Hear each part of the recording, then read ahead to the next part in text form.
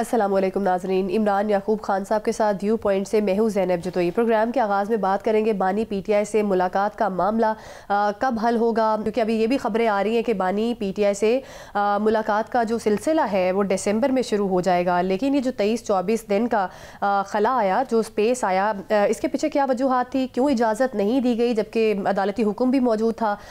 उसके बाद भी गवर्नमेंट की जानिब से ये भी कहा जाता रहा कि VIP प्रोटोकॉल दिया जा रहा है बानी पीटीआई को।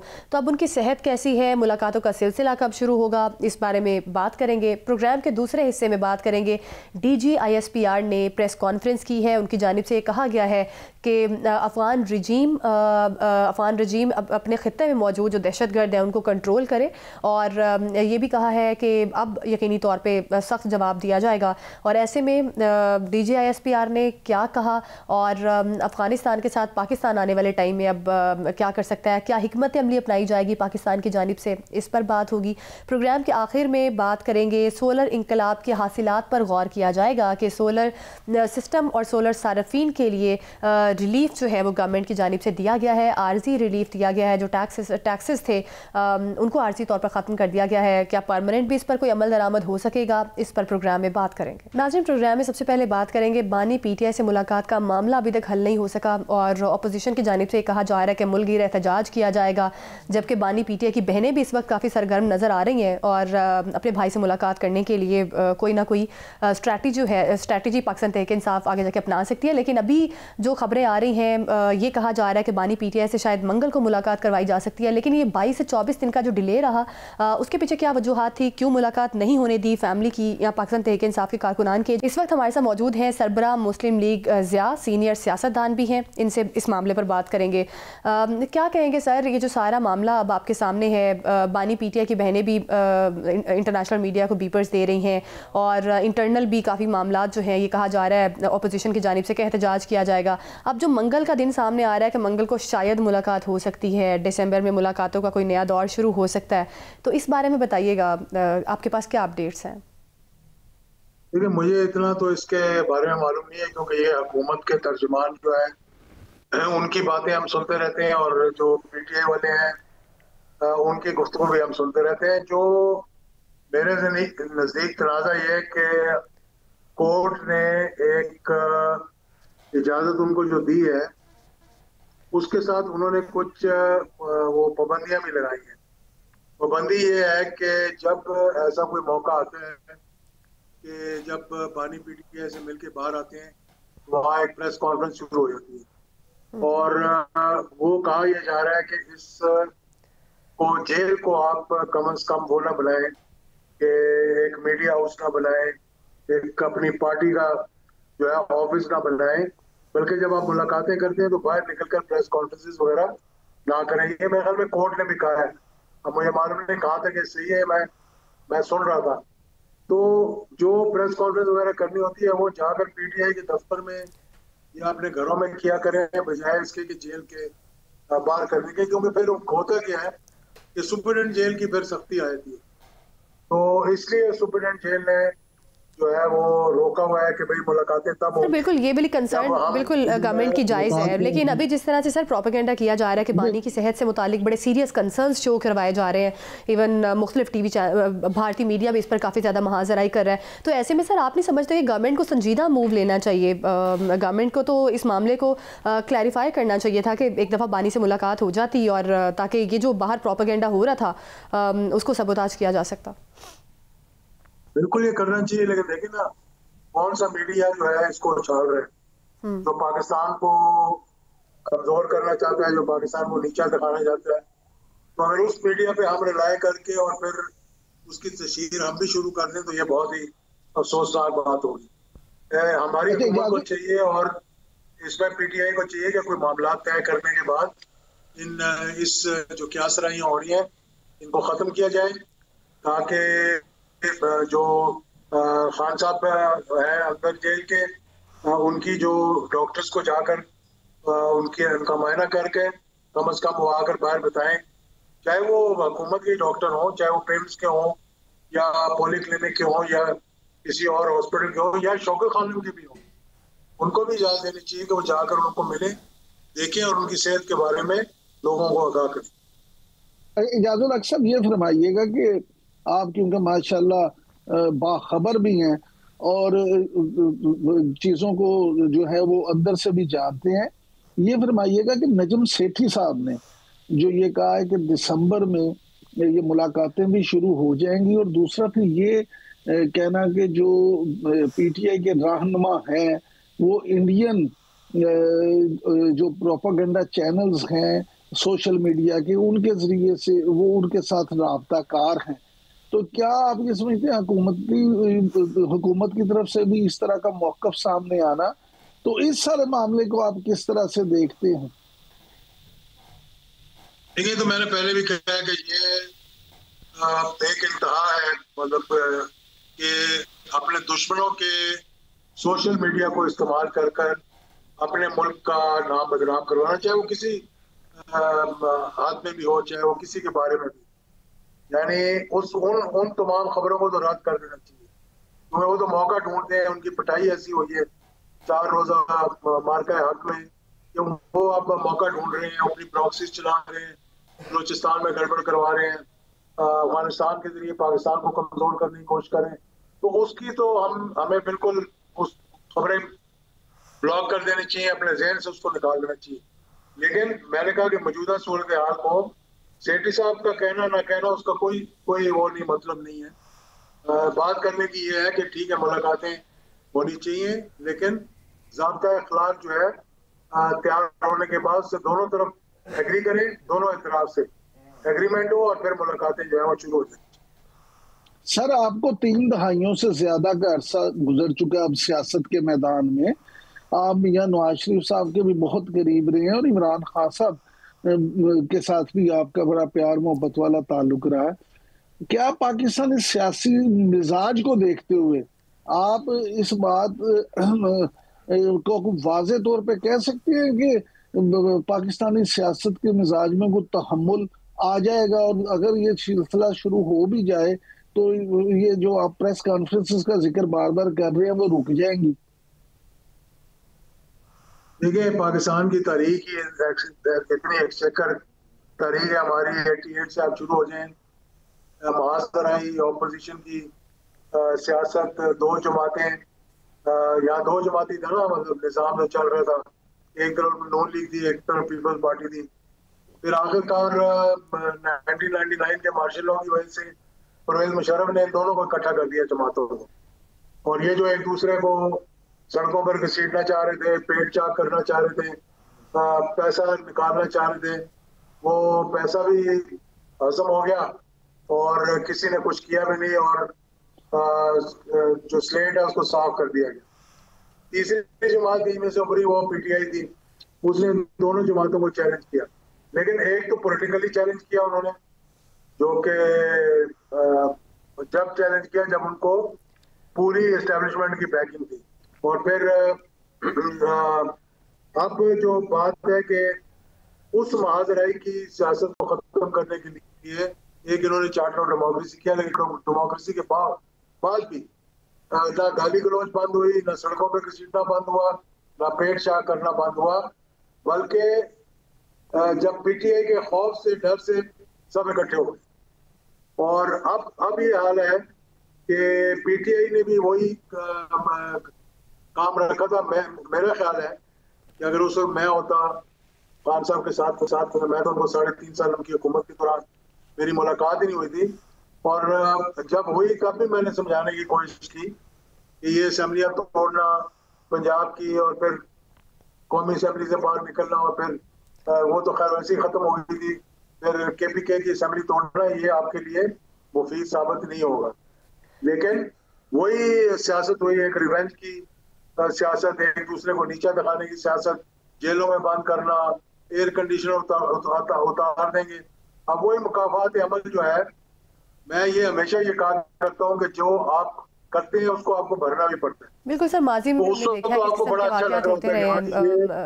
अच्छा सर, इजाजुल हक साहब ये फरमाइएगा कि मियां नवाज शरीफ जो हैं उन्होंने दोबारा ये जो ज़िमनी इलेक्शन में जो लोग नए मुंतखब हुए उनसे मुलाकात के दौरान जो बातें की हैं, और उनका ये कहना कि सिर्फ इमरान खान को ही नहीं उनके लाने वालों को भी सजा मिलनी चाहिए, तो मियां साहब माजी में भी वोट को इज्जत दो का नारा लगाते रहे हैं, आप उनके साथ सियासत में भी बड़े करीब रहे हैं, फिर इख्तलाफात भी हुए, आपके वालिद साहब ने के भी वो मुंह बोले बेटे थे।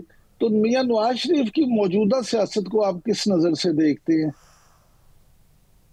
देखिए, मैं मियां नवाज शरीफ अपनी जमात के कायद हैं, मैं उस पर कमेंट नहीं करना चाहता। ये कहना मेरे ख्याल में मुनासिब नहीं है।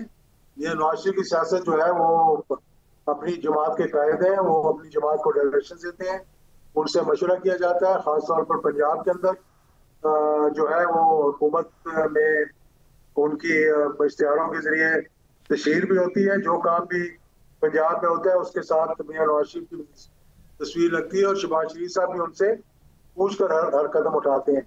तो उनकी सियासत पे कमेंट करना मेरा तो बनता नहीं है कि मैं उनकी सियासत पे कमेंट करूं। ये तो उनकी जमात ज्यादा बता सकती है या फिर उसको जो करीब से देख रहे हैं वो ज्यादा बता सकते हैं। सर नून लीग अच्छा सर, राना सनाउल्लाह साहब का ये कहना है कि राना सनाउल्लाह साहब कहते हैं कि ये बानी पीटीआई जेल में बैठ के तहरीक चलाना चाहते हैं। दूसरी तरफ अपोजिशन इत्तेहाद ने भी ये कह दिया कि जी अगर मुलाकात नहीं करवाई जाती तो मुल्क गिर एहतजाज किया जाएगा।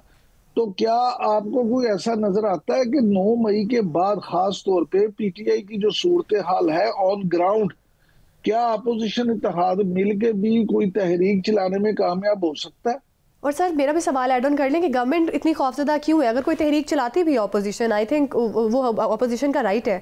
तो गवर्नमेंट के तो क्रेडिट में ऑलरेडी बहुत सारी चीज़ें हैं। पंजाब गवर्नमेंट, पंजाब में अगर देखा जाए नून लीग की गवर्नमेंट बहुत अच्छा काम कर रही है, तो गवर्नमेंट को तो खौफजदा होने की ज़रूरत नहीं है। ऑपोजिशन को तो प्रॉपर मिलना चाहिए मौका, अगर कोई तहरीक या कोई एहतजाज करना चाहते हैं, उनका बेसिक राइट है। देखिए, एहतजाज करना तो बेसिक राइट है, बहुत सही आपने कहा, लेकिन एहतजाज का तरीकाकार भी होना चाहिए ना। आप ये तो नहीं कह सकते कि हम यलगार करेंगे, हम इस्लामाबाद पे यलगार करेंगे, हम लॉन्ग मार्च करेंगे, हम हुकूमत को उठाकर बाहर फेंक देंगे और फिर नतीजा 26 नवंबर वाला निकलता है, आपको मालूम है।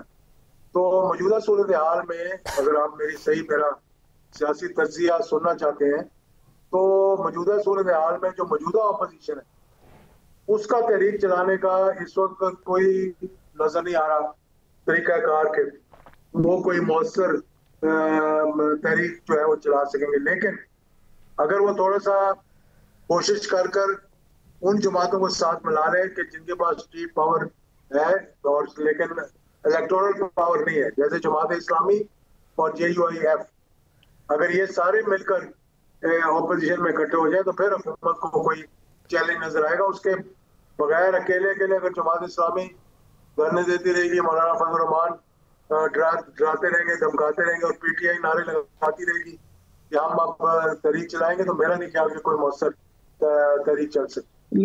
लेकिन सर गुजारिश ये है कि ये भी खबरें हैं और तजियाकारों का ये भी मानना है कि इमरान खान साहब की मुलाकात सुहेल अफरीदी साहब से इसलिए नहीं करवाई जा रही कि कहीं सुहेल अफरीदी को इमरान खान ये इस तरह की इंस्ट्रक्शन ना दे दें कि आप कोई तहरीक चलाएं या आप लॉन्ग मार्च करें, क्योंकि अफरीदी साहब को वजीर आला KP बनाने का मकसद तो यही था कि अली अमीन गंडापुर साहब क्योंकि इमरान खान की हदायत पर पूरी तरह से अमल नहीं कर पाए, एस्टेब्लिशमेंट के साथ मामला को ठीक नहीं कर पाए, ना ही भरपूर एहतजाज कर पाए, तो इसलिए ये मुलाकातें जो है उन पर पाबंदी लगाई गई है। मेरा ख्याल है कि ये सुहेल अफरीदी साहब की बेहतरी में जा रहा है कि वो अगर अंदर जाकर इस किस्म की कोई हिदायत ले लेंगे कि लॉन्ग मार्च करो तो वो अब करने के काबिल नहीं होंगे, तो फिर उनका अपने ही पॉलिटिकल साथ जो है उसको नुकसान पहुंचे।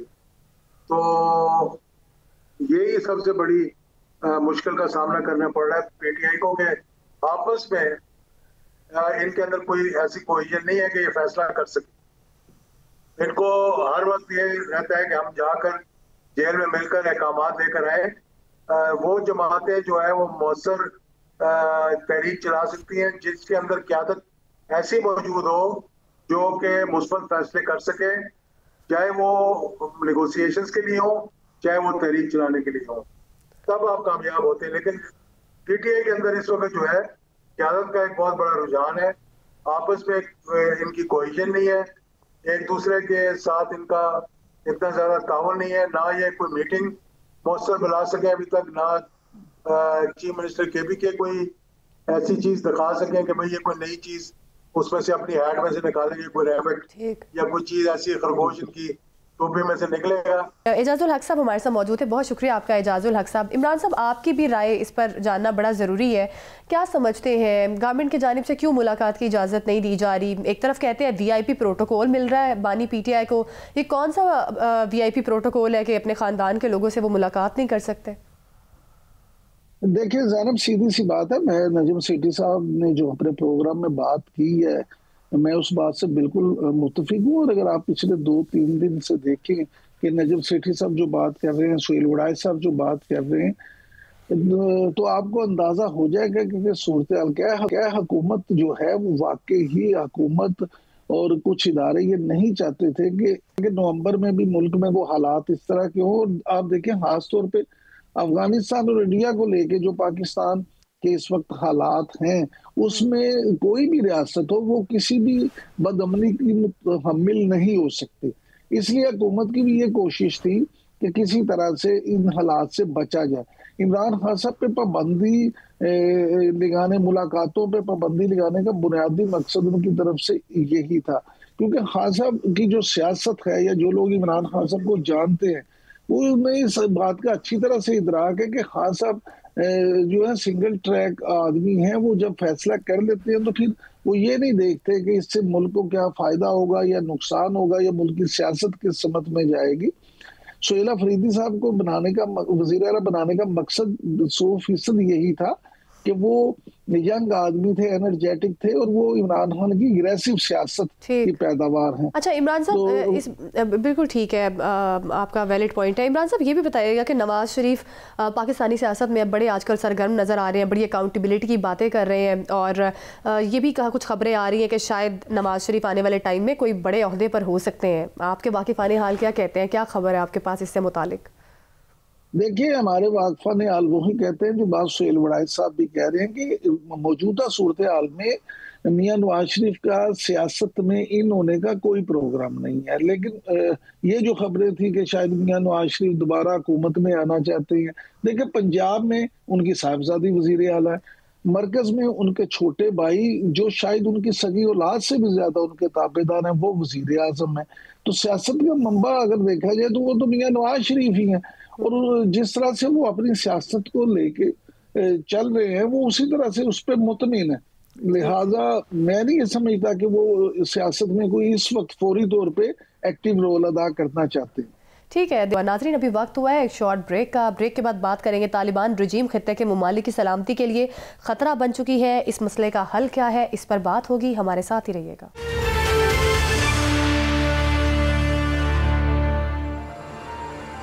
वेलकम बैक नाज़रीन। अफ़गान रजीम इस वक्त पूरे ख़ित्ते के लिए ख़तरा बन चुकी है। जिस तरह से ताजिकिस्तान में एक अफसोसनाक वाक़या पेश आया, चीनी बशिंदों को हलाक किया गया और फिर अमेरिका के अंदर जो सिक्योरिटी एहलकारों को निशाना बनाया गया, इसके बाद अब अमेरिका के साथ और चीन के साथ ताल्लुकात अफ़गानिस्तान के मज़ीद ख़राब होंगे। और ऐसे में अफ़गानिस्तान ये सब अब आगे जाके अफोर्ड कर सकता है या नहीं, क्योंकि यकीनी तौर पर चीन जो है इस पर काफ़ी स्ट्रॉन्ग रिएक्ट कर सकता है आने वाले टाइम में। इस हवाले से DGISPR ने आज एक स्टेटमेंट दी है, पहले वो प्रोग्राम में शामिल करते हैं, फिर अपने मेहमानों से उनकी राय जानेंगे। Our problem is also not with the Afghanis. हमारा भी मसला अफगान तालिबान रजीम के साथ। हमने अगर आपका ट्रेड बंद किया तो इसलिए नहीं बंद किया कि हमें कोई प्रॉब्लम है ट्रेड का। हमें प्रॉब्लम ये कि हम कहते हैं कि our security becomes paramount, our lives are more important. तो blood and business can not go together. Good और बैड ये बयानिए का हिस्सा है। In our view there is only one sort of terrorist which is good, which is a dead terrorist. तो हमें कोई डिस्टिंक्शन नहीं। हमेशा जो सा है हक बातिल पे गालिब आता है, ये अल्लाह का कानून है। हम हक पर हैं, हर तरीके से हक पर हैं। So we will prevail. और रिजॉल्व की तो आपको पता पाकिस्तान में कोई कमी कोई नहीं है। इसी मामले पर बात करेंगे। Brigadier retired Waqar Khan दिफाई तज्जिया car हमारे साथ मौजूद हैं। बहुत शुक्रिया आपके वकार खान साहब। क्या समझते हैं DGISPR की आज की स्टेटमेंट के बारे में, आपकी क्या राय है? अब आगे अफगानिस्तान को टफ टाइम मिल सकता है पाकिस्तान की तरफ से? जी, वो मकूला मशहूर है कि गिदड़ की जब मौत आती है तो वो शहर की तरफ भागता है। तो आई थिंक तालिबान रजीम का कुछ इस तरह का हिसाब है कि probably they are trying to accelerate their and.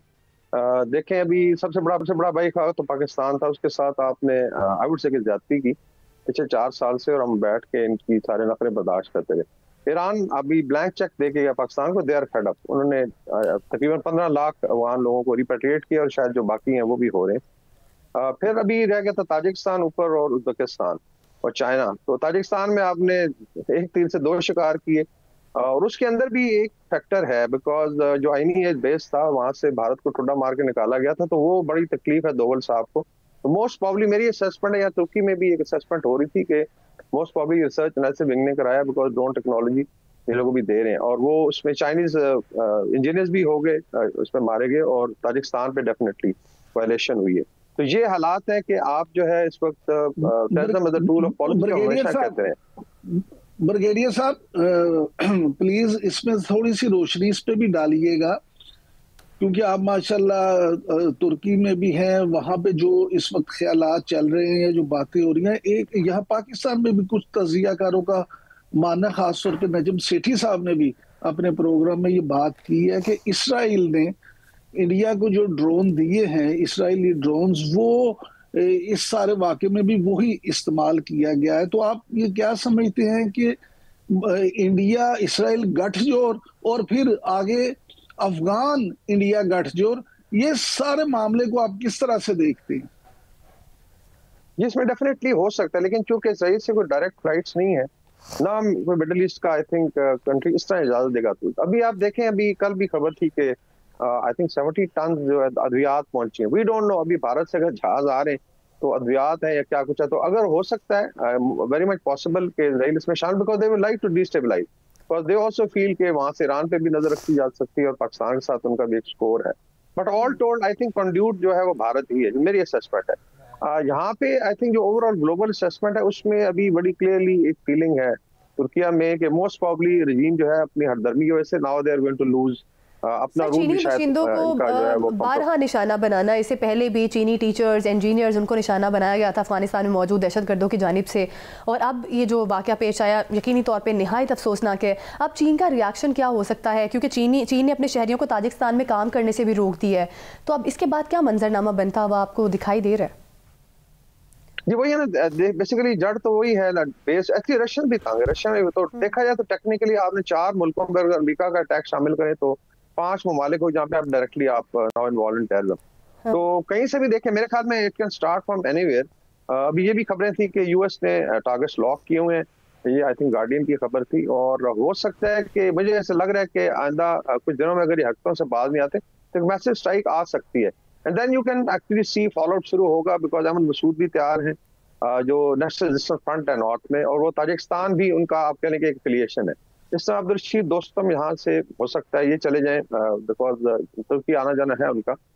तो ये भी आई थिंक जो मज़ामती ग्रुप्स हैं वो फाल हो सकता है। बाकी तालिबान के अंदर बहुत बड़ा फैक्शनिज्म होगा, मेरे ख्याल में 1-2 अच्छी स्ट्राइक्स होगी तो उसके बाद शायद इनका अपना सर्वाइव करना मुश्किल होगा। भारत खुद एक डेड हॉर्स है, डेड हॉर्स पे बेट लगा रहा है तालिबान रजीम पे। बाकी पाकिस्तान ने तो लास्ट तक एफर्ट भी की, इसमें तुर्किया का बहुत बड़ा रोल है। दे जेन्युइनली थॉट, और ये हिस्टोरिक है, ये सरदार दाऊद के टाइम से इनका एक रिलेशनशिप रहा है तुर्की का, और अच्छा खासा इन्फ्लुएंस है इन कंस्ट्रक्शन और अपब्रिंगिंग ऑफ स्टूडेंट्स, जहाँ पे काफी अफगान स्टूडेंट हमारे साथ। बट बाय एंड लार्ज यही फीलिंग है कि ये इंतहाई हट धर्म जाहिल और एरोगेंट रजीम है, नॉट द अफगान पीपल, और ये अभी इसका मेरे ख्याल में जाना ठहर गया। बाकी पाकिस्तान जो बेस दे रहा है I think terms of trade जो बंद किया है, इसका बहुत ज्यादा लॉस है, मतलब बिल्कुल चीखें निकल गई हैं तालिबान रजीम की। कभी इंडिया भाग रहे हैं, कभी एयर ब्रिज की बात करें, एयर ब्रिज कहाँ से बनेगा, ना चाइना इजाजत देगा ना पाकिस्तान, तो आप ले जाएं फिर वाया गल्फ अगर ले जाना चाहते हैं। लेकिन ब्रिगेडियर साहब 2 चीजें यहाँ पे जरूर जानना चाहूंगा। एक तो यही कि DGISPR ने भी ये कहा है कि हमें जी मसला अफगानियों से नहीं है, हमारा मसला तो अफगान रजीम से है। दूसरा, ख्वाजा आसिफ साहब जो वफाकी वजीर दिफा हैं, उन्होंने भी ये बयान दिया है कि हमने अफगानियों को समझने में, यानी अफगान रजीम को समझने में गलती की है। तो इस सारे मामले को आप किस नजर से देखते हैं सर? ये आई थिंक पहले असेसमेंट रही है, हमेशा जो पाकिस्तान बात करता था स्ट्रेटेजिक डेप्थ की, कि ठीक है एक फ्रेंडली रजीम हो, और उसमें आई थिंक बाद में काफी सोए हुए तालिबान जो है, देखिए जब आए हैं आज से 4 साल पहले, तो सबसे पहले इन्वेस्टमेंट कॉन्फ्रेंस पाकिस्तान ने कराई, बड़ा जेन्युइनली वेलकम किया गया, मोस्ट प्रोबेबली बड़ा पुश किया गया कि आप इनको सफारती रिकग्निशन मिल जाए। लेकिन लेटर ऑन वी रियलाइज अभी मेरे ख्याल 500 टाइम्स जो है 500% इंक्रीज हुआ टेररिज्म इन लास्ट 4 ईयर। तो साफ जाहिर है यहाँ जो हमारे पास अफगानी दोस्त हैं, स्टूडेंट्स हैं कुछ, वो ये कहते हैं जी कि बेसिकली दो चीजें, शायद मैं पहले एक तो जाहिलियत, ऑनेस्टली कहते हैं कि ये आप जब आए थे तो हम कह रहे थे कि यार ये पाकिस्तान को भी काटेगा इनकी रजीम जो है, और दूसरा जो एरोगेंस बहुत आ गई है, ये जो एक फॉल्स नैरेटिव है जी कि सुपर पावर्स को कहते हैं हमें पता है जी पाकिस्तान की मदद से सहारा हुआ, चाहे रशियन से चाहे पाकिस्तानी। तो मेरे ख्याल में जो DGISPR ने बात की कि फोन और तिजारत नहीं कर सकती, और बॉर्डर पे भी इंशाल्लाह मैंने बलूचिस्तान में काफी बेहतरी आई है। KP में एक इशू है, पॉलिटिकल ओनरशिप की काफी कमी है, कभी ये भारत पे जाके लेकिन शर्म आनी चाहिए। ब्रिगेडियर साहब, इस पे मैं अगला सवाल आपसे करना चाहता हूँ कि DGISPR ने ये भी कहा है कि जी ये जो मामला है कि अगर अफगानिस्तान से ये चीजें हो रही हैं, दहशतगर्द आ रहे हैं, टीमें तश्कील पा रही हैं, लेकिन यहाँ पे लाखों की तादाद में कस्टम नॉन कस्टम पेड गाड़ियां हैं, ये चीजें हैं, तो यहाँ पे अमनो अमान की जिम्मेदारी किसकी है? तो ये भी असल सवाल तो जो है उनका जो सूबाई हुकूमत है KP की, उसी की तरफ है। जी बिल्कुल, जो गवर्नेंस के इश्यूज हैं, देखें एक्चुअली जो स्पेशली KP और अफगानिस्तान में बॉर्डर में, तो हमेशा कहता हूँ कि बेसिकली जो है ना, इस तरह था ना हमारा चाइना पाकिस्तान इकोनॉमिक कॉरिडोर, तो बेसिकली ये एक पाकिस्तान अफगानिस्तान क्रिमिनल कॉरिडोर बना हुआ था, और इसमें नारकोटिक्स है, स्मगलिंग, और बड़ी दुनिया ने बड़ा पैसा बनाया है, स्पेशली जो बॉर्डरिंग रीजन में लोग रहते हैं। तजारत के बंद होने में सबसे ज्यादा तकलीफ उन्हीं को है। नॉन कस्टम पेड गाड़ियां तो सिर्फ एक चीज के अंदर, फिर वेपन स्मगलिंग है, नारकोटिक्स है, डॉलर्स बहुत ज्यादा फ्लो करता है। तो ये डेफिनेटली जिम्मेदारी जो है अल्टीमेटली पहले तो साहब जो बॉर्डर पे डिप्लॉयड है, उसके बाद प्रोविंशियल गवर्नमेंट की इंश्योर करना है आपने, तो उसमें स्टेक्स आर वेरी हाई, क्योंकि इलीगल स्पेक्टर से लोग बिलियनियर्स हो गए और दे वुड नॉट लाइक, और दैट्स व्हाई जो स्पेस मिलती है जब बाहर से तश्कीलें आती हैं तो कौन पनाह देता है। यहाँ तक ये भी कुछ खबरें हैं, कुछ पॉलिटिकल फिगर्स हैं जो बाकायदा अपने आप कह लें इनके जो पैलेस में किले बनाए वहां पे इन्होंने पनाह दी, और वहीं से उठ के लोगों ने, आपने देखा कोई दर्जी था वो जैकेट सी के पूरा डिलीवर कर रहा था इस्लामाबाद में। तो ये I think it has to stop. Main thing is कि पॉलिटिकल ओनरशिप हो। गंडापुर साहब को फिर कुछ समझ आ गई थी, लेकिन आई थिंक अफरीदी साहब अभी तक आई डोंट नो किस चक्कर में है कि they should focus on improving, because अगर पुलिस वाला शहीद होता है या बच्चे शहीद होते हैं तो हमारे अपने भाई हैं, चाहे वो पेशावर के हैं या लाहौर के हैं, इस्लामाबाद के हैं, तो they should focus on that. बाकी सियासत अपनी जगह चलती रहेगी। बिल्कुल सर, बहुत सारे मामला पर फोकस करना बड़ा ज़रूरी है। DGISPR ने इंडियन आर्मी चीफ के बारे में भी कुछ कहा है, उसको भी प्रोग्राम में शामिल करते हैं, फिर आपसे सर कमेंट लेते हैं इस पर। इंडियंस, उनके चीफ ने चंद दिन पहले कहा था कि जी हमने ऑपरेशन संदूर में आपको एक ट्रेलर दिखाया, जिस ट्रेलर में 7 जहाज गिर जाए, 26 जगहों पे हमला हो जाए, S-400 बैटरी चली जाए, तो अभी मेरा ख्याल है उसको हॉरर फिल्म पूरी देखने का उसको शौक है। उसकी एक वजह ये है कि दे हैव टू समहाउ अपनी इंटरनल पॉपुलेशन को, उस डिफीट को किसी तरह विक्ट्री में किसी तरह बेचना है, तो they have to come out with such sort of rhetoric. Any country which provides any sort of equipment to the Afghan Taliban, कि वो उनकी फौज को देना है, वो आप समझे कि वो it is available to the terrorist.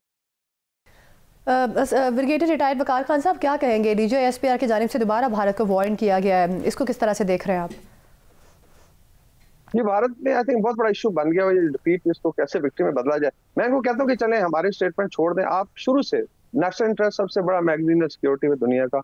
I think 12-13 मई को उन्होंने लिख दिया था क्या हुआ भारत साथ, फिर प्रेसिडेंट ट्रंप करते रहे, फिर कांग्रेस की रिपोर्ट है। अच्छा, चाइनीज आप डिफेंस एनालिस्ट देख लें, जर्मनी के हैं, तुर्किया में TRT ने प्रोग्राम्स किए बेशुमार, अरब वर्ल्ड में, साउथ ईस्ट एशिया, 100% जो न्यूट्रल एक्सपर्ट्स हैं दे आर सेइंग कि इट वाज बैडली डिफीटेड। फिर अभी कांग्रेस की रिपोर्ट है, देखें ऐसे नहीं बन गई, उसके अंदर बेशुमार इनपुट होती है इंटेलिजेंस एजेंसीज की और सेनेटर्स को बनाते हैं या कांग्रेस में जो है, उसमें तो बड़ा क्लियर था जी कि पाकिस्तान मिलिट्री जो है बेसिकली सक्सेसफुल थी, इसका मतलब है भारत को डिफीट हुई।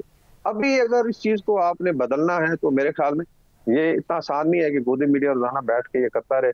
85 से 90 अरब डॉलर का बजट है आपका, और एक 8 से 9 अरब डॉलर वाली फौज और मिलिट्री अगर आपको शिकस्त देते, बड़े शर्म की बात है। बाकी पुराना रिकॉर्ड देख लें, पिछले 2019 से अगर 6 साल देख लें, पाकिस्तान ने जो इनके साथ किया, तो फिर टॉप में फिर चाइना ने गलवान में 4,500 स्क्वायर किलोमीटर कब्जा किया, अभी तक नहीं ले सके, अभी फिर मार पड़ी है।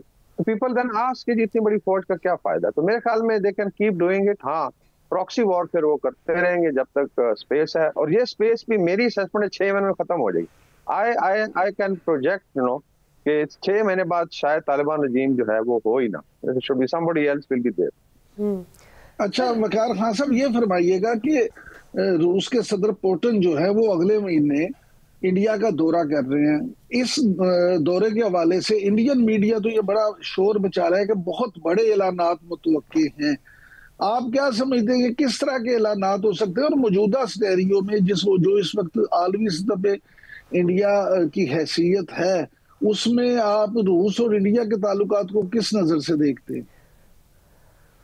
जी, एक तो ये दौरा काफी प्री प्लान है मेरे ख्याल में। जो इंफॉर्मेशन 6 महीने से एक्सपेक्टेड थी कि रसाल के एंड पे होगा दौरा। तो एक तो, और ये बायलैटरल होता है, आई थिंक इंडिया के भी लीडर जाते रहते हैं, and then they have been meeting. हाँ, ये जरूर है कि जो बड़ा इजलास था अपना G20 का, वहाँ पुतिन साहब के साउथ अफ्रीका में वहाँ मुलाकात नहीं हुई थी, और बड़ा कम ट्रेवल करते हैं। तो दूसरा जो है, इस वक्त आई थिंक दोनों मुल्कों को जरूरत भी है, बिकॉज भारत बहुत ज्यादा आइसोलेटेड है रीजन में भी, इंटरनेशनली। ट्रम्प साहब भी बड़े गौर से आई थिंक इस चीज को देख रहे हैं, बिकॉज मोदी ने प्रॉमिस तो किया है कि वो कट डाउन करेगा ऑयल जो है। बाकी हथियारों का आई थिंक अगर आप खरीदार देखें तो भारत का 70 to 80% लैंड फोर्सेस का, स्पेशली आर्मर, आर्टिलरी और एयरफोर्स की, मेरे ख्याल में मोर देन 50% रशियन एयरक्राफ्ट है। तो उस लिहाज से एक पुराना रिलेशनशिप है, और इसको आई एम श्योर आगे बढ़ाएंगे। बाकी भी एक्सपेक्ट शायद कुछ वेपन्स की डील्स हो जाए। बाकी इनके गैप्स हैं, 400 जो इनकी 2 बैटरियां तबाही साल कम से कम 2 और खरीदनी है उन्होंने। तो बाकी आई एम श्योर कुछ पॉलिटिकल स्टेटमेंट होगी, लेकिन भारत ने एक बैलेंसिंग एक्ट दिखाना है, बिकॉज अगर बहुत ज्यादा टिल्ट करते हैं तो फिर आई थिंक ट्रम्प साहब बहुत ज्यादा स्क्वीज करेंगे, हो सकता है टैरिफ 50 से फिर 100% पे चली जाए। लेट्स सी ये दौरा आगे कैसे चलता है। सर, ये जो फौजी मुआहदे हुए हैं भारत और अमेरिका के दरमियान, क्या वो असरअंदाज हो सकते हैं रूसी सदर के इस विजिट से? जी, मल्टीलैटरलिज्म में देखें, ये इसीलिए आई थिंक तमाम वाले जो स्पेशली अगर आप मिडिल लेवल की पास है, they would like to have relationship everybody. दूसरा वो लॉजिस्टिक एग्रीमेंट की एक्सटेंशन थी, जो आई थिंक हर 10 साल बाद होती है। उसमें एक कॉमन ग्राउंड था कि जो क्योंकि इंडो पैसिफिक में कुछ ना कुछ कोऑर्डिनेशन तो है अगेंस्ट चाइना जो है, लेकिन जो भारत ने परफॉर्मेंस दिया मिलिट्री की पिछले 6 साल में, उसको आई थिंक अमेरिका वेस्ट बड़े गौर से देख रहा है। दे आर सेइंग कि क्वाड में भी सबसे वीकेस्ट लिंक भारत और उसकी मिलिट्री है, बिकॉज अगर चाइना और पाकिस्तान के खिलाफ ये डिलीवर नहीं कर सकते तो उन्होंने फिर क्या करना है, मतलब let's say super power contest में क्या कर सकता है। तो वो एक चीज है, आई एम श्योर लीवरेज रहता है, ट्रेड भी चलता रहता है। तो लेकिन देखना होगा कि भारत इसको बैलेंस कैसे करता है, बिकॉज हो सकता है वेस्टर्न वर्ल्ड और ट्रम्प साहब जो है फिर इन पर मजीद सैंक्शन लगाएं, बिकॉज उनको सुना है, प्रॉमिस तो किया है मोदी साहब ने कि अभी तेल खरीदने में जो भी लेट्स से परसेंटेज उसको कम करेंगे, उस पर भी कांग्रेस ने काफी सवालात उठाए हैं। बाकी डेफिनेटली मोदी साहब इस चीज को प्रोजेक्ट करेंगे, जो उनका हमेशा तरीका रहा है कि बहुत बड़ी मुलाकात है। हाँ सर, ये फरमाइएगा कि वर्ल्ड बैंक ने अफगानिस्तान के हवाले से बड़ी तशवीश का इजहार किया है कि उन्होंने अपना आधा बजट जो है वो सिक्योरिटी पे उड़ा दिया है, लेकिन क्या आप ये नहीं समझते कि असल तशवीश की बात तो ये है कि आधा बजट उड़ाने के बावजूद भी वो सिक्योरिटी की सूरत हाल को तो बेहतर नहीं कर सके? ये तालिबान का जो बेसिकली रजीम का तो मेरे ख्याल में ओवरऑल जो पॉलिसी यही है कि टेररिज्म को फरोग दे के आपने कंसेशन ड्रॉ करनी है। May be even I think अभी चाइना शुड रियलाइज, इतनी ज्यादा इन्वेस्टमेंट है, $multi-billion है, इंफ्रास्ट्रक्चर डेवलपमेंट है। पाकिस्तान में भी देखें टारगेट हुआ, ताजिकिस्तान में, तो ये चीजें सारी बड़ी क्लियर है। बाकी वर्ल्ड बैंक डेफिनेटली उस पर बहुत ज्यादा प्रेशर है, बिकॉज अंदर जो खबरें आ रही हैं, पहले तो यही था कि इस जो विंटर्स आ रही है उसमें बड़ी बुरी हालत होगी, 80% आबादी जो है वो भूख और अफलास के ऑलरेडी शिकार है, यानी 80% लोग तो एक टाइम का खाना खा रहे हैं। Now you have almost 25 lakh नए लोग आ गए जो उनके पुराने अफगान थे, ईरान और पाकिस्तान से। तो जस्ट इमेजिन कि कितना लोड है स्टेट के ऊपर। बाकी खवातीन को आपने बंद किया और जरिया माश है नहीं है, और उस तरीके से 21वीं सदी में ये स्टेट्स नहीं चल सकती। और मेरे ख्याल में अफगान अवाम भेड़ बकरियां नहीं, I have met Afghan there, लोग बिल्कुल तैयार बैठे हैं कि थोड़ा सा मौका मिले और दुआएं करें कि रजीम कोलैप्स करे और कोई इधर लेट्स से कोई इंसानों की गवर्नमेंट आए। वो कहते हैं ये तो खवातीन को इंसान ही नहीं समझते, जेन्युइनली दे डोंट कंसीडर खवातीन टू बी ह्यूमन बीइंग। तो आप आई थिंक 21वीं सदी में इस तरह नहीं चल सकते। बाकी वर्ल्ड बैंक का भी बड़ा जेन्युइन कंसर्न है, अमेरिका पे भी बहुत ज्यादा, अभी सारा एडम्स का देख रहा था, उनकी इंटेलिजेंस हेड रही है रीजन में CIA की कि जी आप, मैं बताती हूँ कहाँ कहाँ जा रहा है, बिकॉज आप बंद करें, जो आप भी इमदाद देते रहे ट्रेनिंग ग्राउंड पे, बिकॉज सारी की सारी ये फिर रजीम जो है अपने हिसाब से इस्तेमाल करती है टेररिज्म में। सर, इवन तालिबान रिजीम की गैर संजीदगी वाला जो मामला है, पाकिस्तान ने भी आलमी तौर पर उठाया है और अपना मौक़िफ़ पेश किया है, तो आप क्या समझते हैं? क्योंकि अब लॉन्ग टर्म में हमें कोई सोल्यूशन इसका ढूंढना पड़ेगा, ना सिर्फ पाकिस्तान गैर महफूज है बल्कि पूरा खित्ता अब इसकी जद में आता जा रहा है। तो अब ऐसे में आप क्या समझते हैं कि हम लॉन्ग टर्म में क्या आगे इसका सोल्यूशन निकाल सकते हैं? क्योंकि ताजिकिस्तान पर ड्रोन हमले के बाद अब आलमी सतह पर जब शोर बहुत ज़्यादा मचा है, तो अब अफगान रजीम की जानिब से कहा जा रहा है कि हम इन्वेस्टिगेट करेंगे। तो अब इस दबाव के बाद इन्वेस्टिगेट अगर कर भी लेता है अफगान रजीम, तो आपको लगता है कि इसका सोल्यूशन निकलेगा, या जो आलमी तौर पर हमने मामला उठाया है इसका लॉन्ग टर्म में कोई अच्छा सोल्यूशन निकल सकता है? क्योंकि इससे कबल भी हम उठाते रहे ये मामला। ये पाकिस्तान की जो अप्रोच में आई वुड सपोर्ट जो इस वक्त करंट है, बाकी जो है दो ट्रैजेक्टरी में नजर आ रही है। क्योंकि पहली ट्रैजेक्टरी तो नहीं कामयाब हुई, बिकॉज आई डोंट थिंक सो तालिबान में जो एरोगेंस है कि वो अकोमोडेट करेंगे रीजन को और पीसफुली रहेंगे। तो ये एक ऑप्शन थी कि बिन बिन रहे, टेररिज्म को बंद करें, आप डेवलप करें। उसमें चाइना भी तैयार था, ईरान भी, पाकिस्तान भी और सेंट्रल एशिया। दूसरी ट्रैजेक्टरी है कोलैप्स ऑफ द रजीम, जो ज्यादा आई थिंक जो उनके हालात है, जो उनकी हरकतें हैं, वो उस तरफ जा रही हैं चीजें। तो मेरे ख्याल में 6 महीने का सब्र है, पाकिस्तान इसको सब्र के साथ चलाएगा। और जो हालात बने इंटरनली, इतनी ज्यादा इम्प्लोजन होनी है, I don't think so regime should survive. बाकी भारत जो है इस पे बेट कर रहा है, बिकॉज दे वांट कि जितना टाइम है इसमें फाइट करें पाकिस्तान के अगेंस्ट। मेरे ख्याल में रजीम जो है ये 6-7 महीने से ज्यादा नहीं चलेगी, बिकॉज अभी बहुत ज्यादा फोर्सेज अरेड है। Everybody now wants to get rid of them, internal और एक्सटर्नल। ठीक है, अगर अफगान रजीम से गैर संजीदा रहती है तो यकीनी तौर पे अगले आने वाले 6 महीनों में कोलैप्स कर सकती है। ब्रिगेडियर रिटायर्ड वकार खान साहब का ये एक राय है। बहुत शुक्रिया आपका वकार खान साहब, आपके वक्त का। नाजरीन, अभी वक्त हुआ एक शॉर्ट ब्रेक का। ब्रेक के बाद बात करेंगे हेल्पलाइन 118 बिजली सारिफीन की शिकायत दूर करने में कामयाब हो सकेगी, इस पर बात होगी। हमारे साथ ही रहिएगा।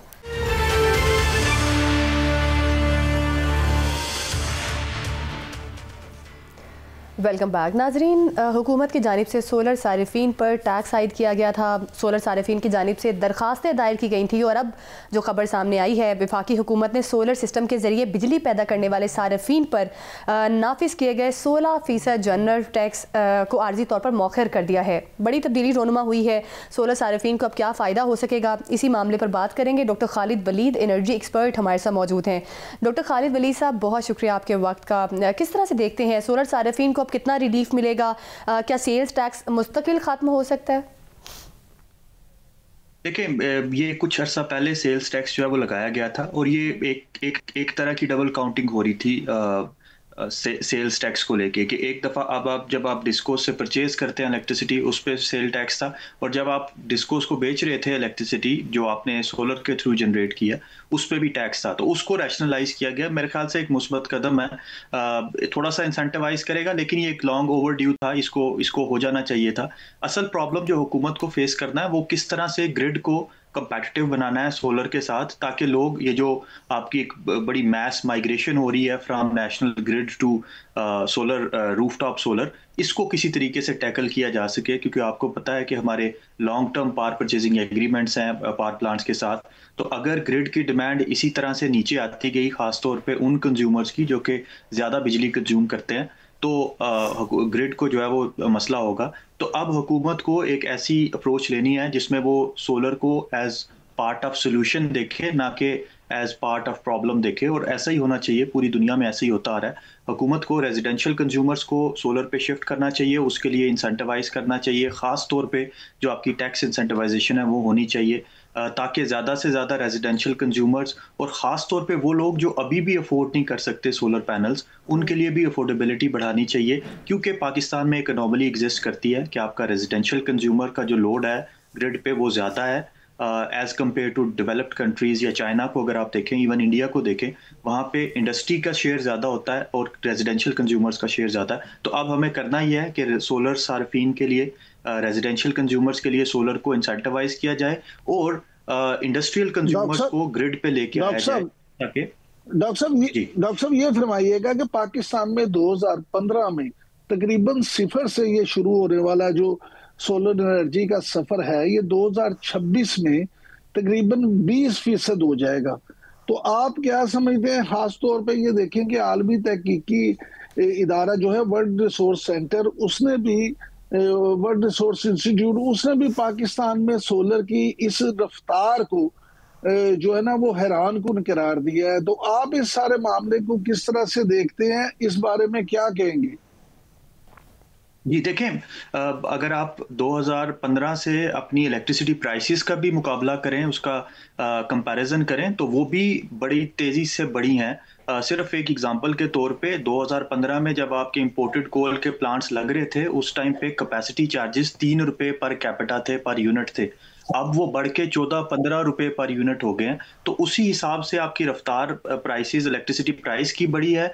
और फिर चूंकि साथ साथ में सोलर पैनल की प्राइसेस नीचे आती गई, तो पिछले 2-3 साल में आपने एक एक्सपोनेंशियल इंक्रीज देखा। सार्फिन इसलिए सोलर पैनल नहीं लगवा रहे कि उनको माहौल दोस्त एनर्जी चाहिए, वो इसलिए सोलर पैनल लगा रहे हैं क्योंकि ग्रिड की बिजली महंगी से महंगी होती जा रही है।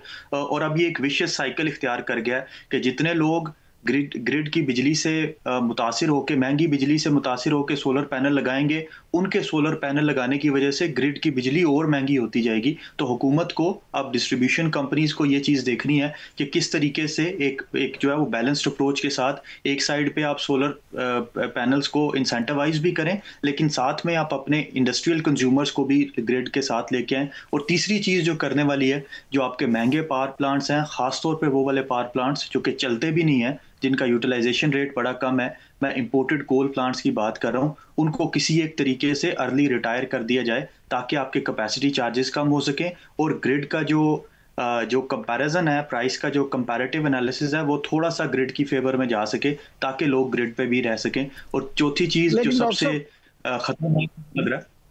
खतरनाक जो मुझे लग रहा है वो ये होगा कि जैसे जैसे बैटरी की प्राइसेस नीचे आती जा रही हैं, ये लोग और ज्यादा ऑफ ग्रिड होते जाएंगे।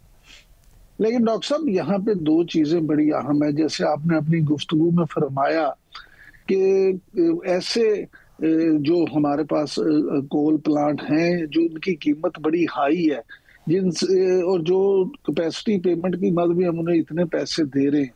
अब कुछ लोगों का ये भी मानना है कि वो कहते हैं कि जी ये सोलर की इतनी तेजी से जो बढ़ती हुई है तादाद, उससे भी ये मामला है कि कैपेसिटी पेमेंट तो हमें देना ही पड़ती है। दूसरी तरफ आप ये देखिए तो उसी इंस्टीट्यूट की ये भी रिपोर्ट है कि पाकिस्तान ने एक साल में 1.5 बिलियन डॉलर के सोलर पैनल जो हैं वो मुल्क में इंपोर्ट किए हैं।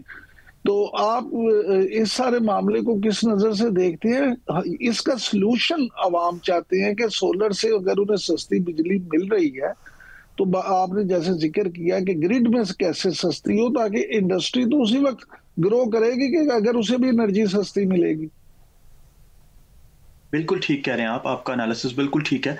पाकिस्तान ने बिलियंस ऑफ डॉलर के सोलर पैनल इंपोर्ट किए हैं पिछले कुछ सालों में। इसका अगर comparison grid based electricity capacity expansion financing के साथ किया जाए तो हमने चाइना से सीपैक के अंडर कोई 9 बिलियन डॉलर का लोन लेके कोई 6 गीगावाट की पावर प्लांट्स जो है वो इंस्टॉल किए हैं, विच मीन्स के लोन बेस्ड फाइनेंसिंग थी।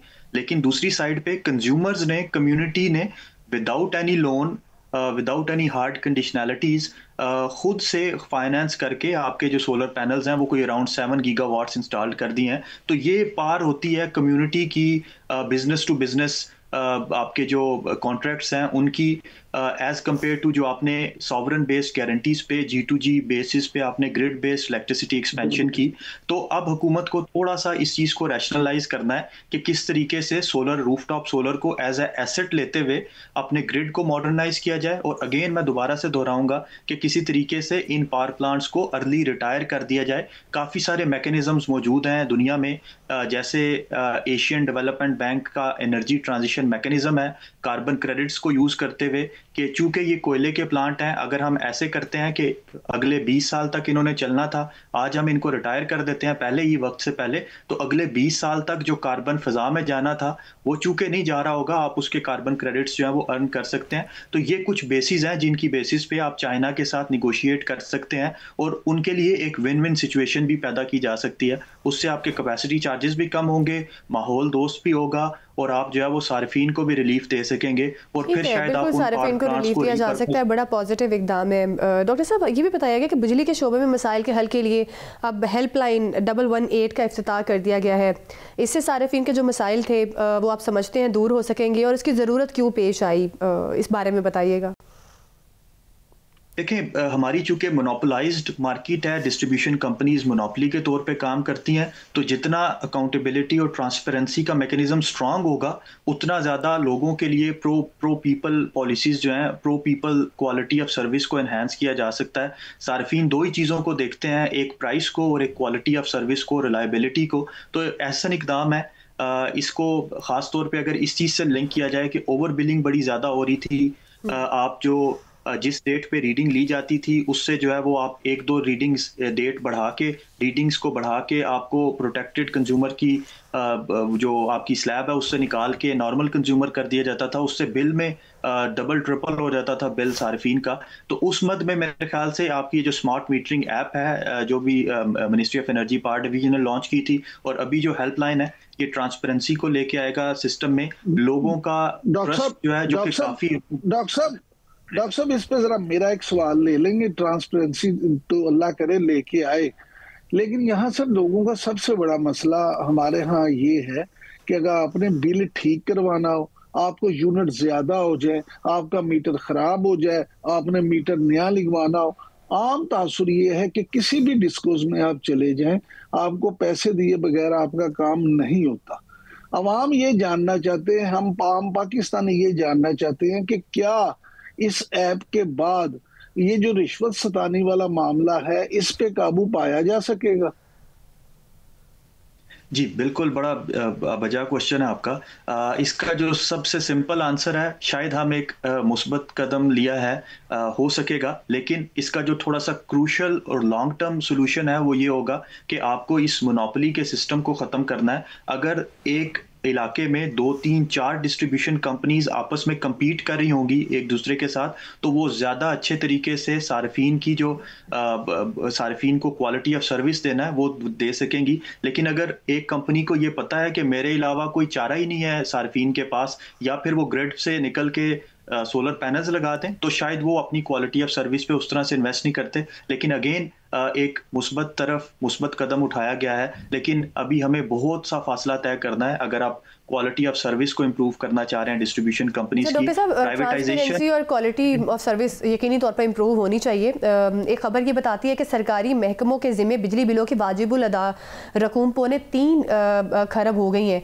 आम सारिफ 1 माह का बिल अदा नहीं करता तो आके उनकी बिजली काट दी जाती है। तो ये जो सरकारी महकमे हैं इनके खिलाफ नोटिस कौन लेगा? अब तो ये खरबों रुपए का सवाल है। देखिए, इसके लिए जो आपका रेगुलेटर है उसको थोड़ा सा स्ट्रेंथन करना होगा अपने अकाउंटेबिलिटी मैकेनिज्म को, अपना जो पीनलाइजेशन का मैकेनिज्म है उसको, ताकि डिस्ट्रीब्यूशन कंपनीज जो है वो थोड़ा सा पीनलाइज कर सकें। खास तौर पे ये जो बड़े नादहिंदगान है, खास तौर पे सरकारी महकमे हैं। दूसरी चीज अगेन मेरी बात वही होगी कि आपको प्राइवेटाइज करना है, लेकिन अगर आप प्राइवेटाइजेशन के साथ साथ कंपटीशन की फिजा को जो है वो नहीं लेके आएंगे मार्केट में, कि अगर आप लेट से आइस्को को आप प्राइवेटाइज कर देते हैं और सिर्फ आइस्को ही प्राइवेटाइज्ड कंपनी के तौर पे काम कर रही है, तो शायद ऑब्जेक्टिव पूरा नहीं होगा। अगर एक से ज्यादा कंपनीज एक लोकेशन में काम कर रही होंगी, कंपटीशन में होंगी, तो वो इस तरह के हार्श डिसीजन के सरकारी महकमों की, बड़े जो बिजली कंज्यूमर्स हैं उनकी बिजली को मुनक़ता कर दें, उस तरह के डिसीजंस ले लेंगी।